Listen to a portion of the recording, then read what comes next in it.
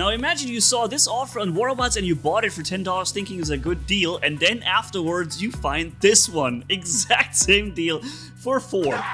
What the heck? Alright, so what's up friends? Hopefully you have a good Saturday. Let's enjoy some test server gameplay, shall we, with the new Subduer weapon in Warrobots. That is totally not game breaking at all, right?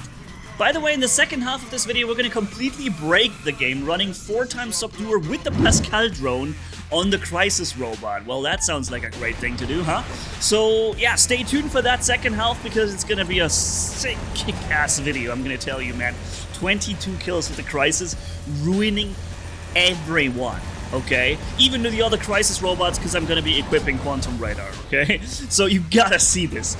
But first, and that is one way of testing older and new weapons for their completely balanced state, is by putting them onto a super old robot, a robot we all haven't seen in such a freaking long time. And that is the Carnage. And 93 or 94,000 energy shield capacity is actually pretty good. It's a blue shield, so it gets bypassed by many things, but not by all, so you can use it. But let's fire at that Dagon robot.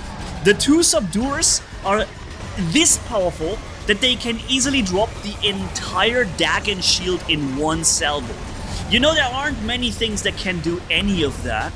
Yeah, the Subduers are this. And we're boosting our damage output. And I just learned, while watching this, that you actually boost your damage output with the nuclear amplifier even while shooting into energy shields. I always thought firing into energy shields will not count as damage done directly, therefore not increasing the stack amount on the nuclear amps, but it does. I think we're firing at a tier robot there or something, I'm not quite sure, I think it's a tier. And the damage output from these Subduers is ridiculous. And the worst thing is, and I don't want to make another video destroying Warrobots and it's, you know, criticizing it hard, but the thing is, these weapons apply an effect that prevents you from healing.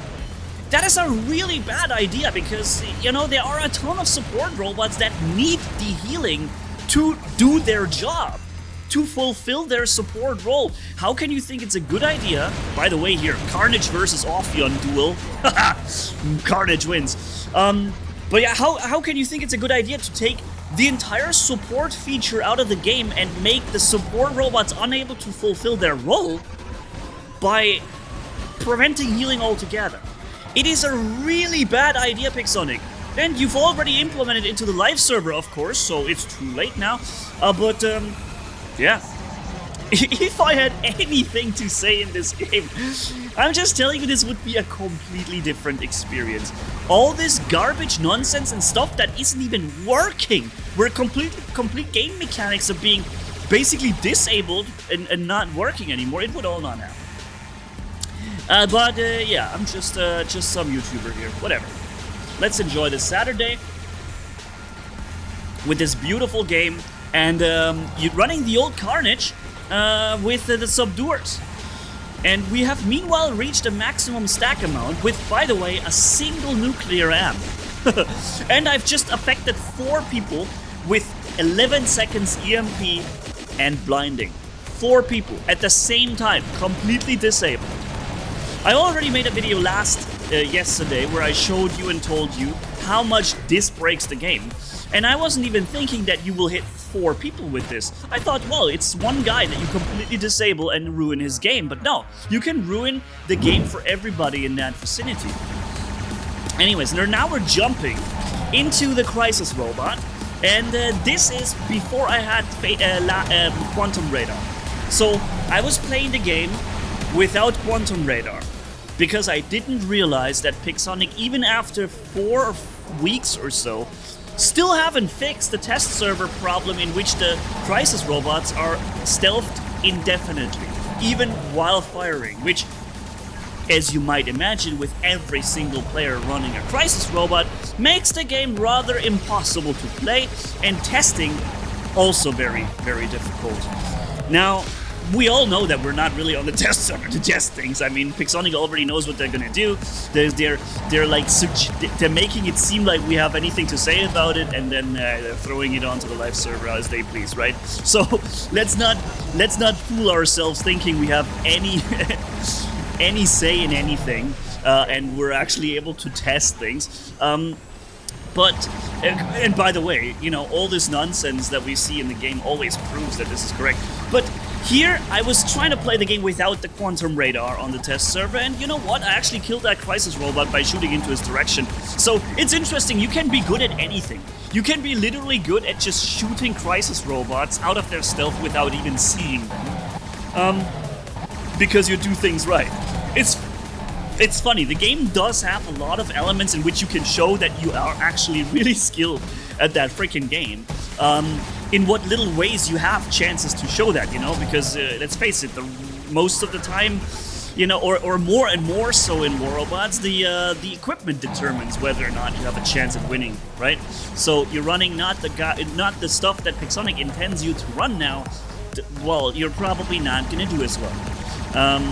No, you're certainly not going to do as well. But here we're running exactly what Pixonic wants you to run, the new Subduer weapon, which can even eliminate Skyros Ball in their full resistance, because the damage output coming from this weapon is just this ridiculous. I just got quantum radared by a crisis robot, and I was like, okay, let's do that too. Pop, there goes the first crisis robots, and my job in this game is killing every player's crisis robots first. Because of course people will run this. It allows you to shoot without getting shot back. So everybody has a crisis robot. And my job with this one quantum radar is to destroy every single one of these crisis robots. Takes a long time to regenerate that freaking quantum radar without pilot skills to accelerate that, but we're gonna get there, okay? So I was able to shoot that crisis even a little bit without seeing him. There's one coming in from the side, and pop, there he goes. Second one destroyed. All right. Yeah, we still have a lot of work to do. I just blinded one of the other crisis robots with the mute battleship.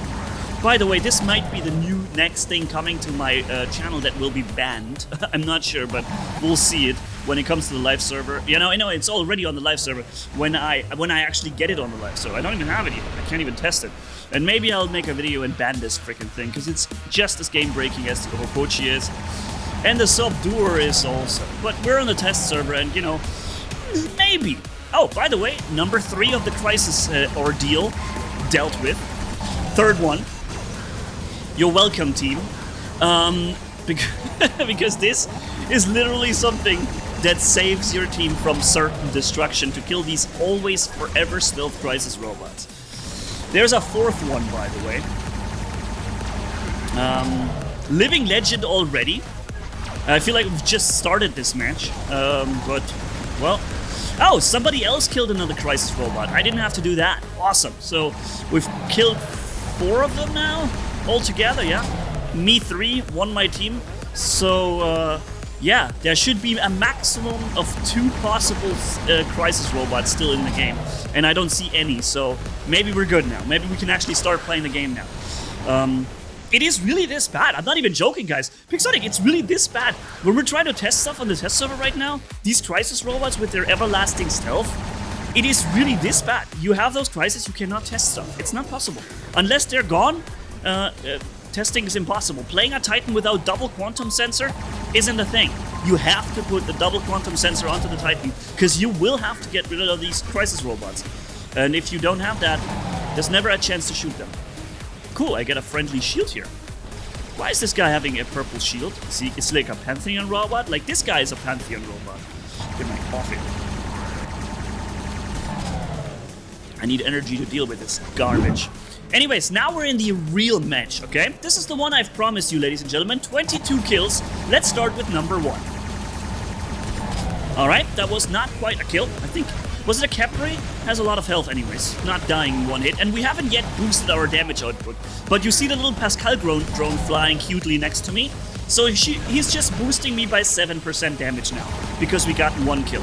Now it's 14% damage, we've gotten 2 kills. Plus we're stacking the nuclear amps higher and higher and increasing our damage, and we have double overdrive. So basically we can run around with A ridiculous whopping 350%. Now, I don't know why this guy come to me, but I realized he's face focusing me for some reason. He can't know it's me on the test server. I have a random name. But he's face focusing me hard, and so I blinded him with the freaking super balanced mute battleship. So even though he had basically all the necessary tools to kill me, the mute battleship said nope.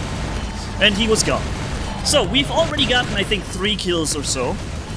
There is a Typhon robot. He does not get one-shotted because I had to break through his shields first, and I didn't have my overpower ability ready. By the way, the sound effects on the new Subduer weapon is pretty amazing, Pixonic, so you're doing a great job there. I like the sound effects. The look and firing pattern of the weapon sounds, as usual, impressive. Pixonic is really skilled at making things look, sound, and feel amazing when you fire them. I mean, they're really, like, we can say about Pixonic whatever we want, but they really know how to make a weapon feel awesome, powerful, and rewarding to use. They're our experts in that, right?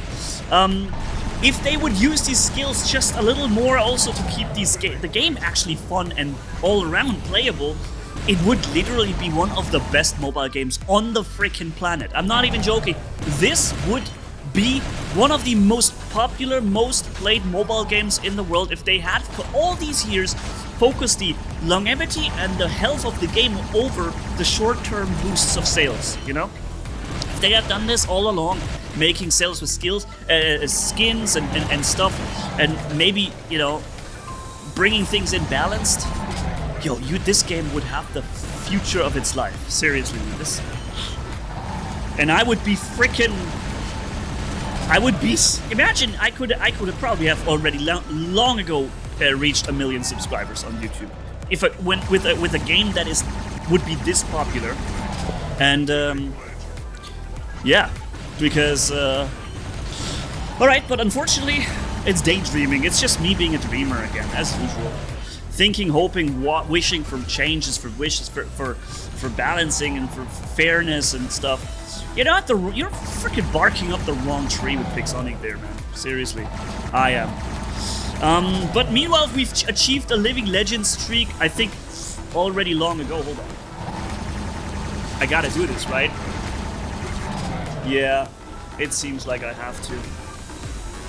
It's just not so easy to get this under the headphones and the hat. Yeah, living legend is not stopping because everything I look at just falls over and dies immediately. That, by the way, is a Dagon robot who has been ruining our spawn for a long time, so I use the mute battleship, lock him, blind him, instantly delete him. This guy has been in our base, rocking everybody down with his skills for such a long time, and then I say, you know what, dude, it's enough with you, and he just dies. Not because I'm such a massive master of this game, but because I'm running this ridiculously overpowered damage output together with the new mute battleship.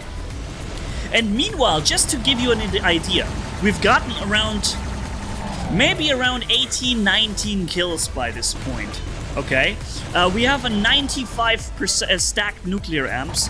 Of course, I long healed past the overdrive, so we're not rocking that at the moment, but yeah, it is pretty nuts that we have the Pascal drone boosting our damage output by 35%. And that is actually a good thing. Pixonic is doing a great job here.